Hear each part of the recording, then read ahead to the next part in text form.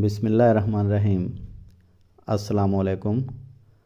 ہر جمعے کی رات یعنی جمعرات کا دن گزار کر جو رات ہے، اس رات کو سونے سے پہلے باوضو ہو کر 2 رکعت نفل زیارت رسول کے لیے اس طرح پڑھیں کہ پہلی رکعت میں الحمد کے بعد 11 بار آیت الکرسی اور دوسری رکعت میں 11 بار سورۃ اخلاص کی تلاوت کریں۔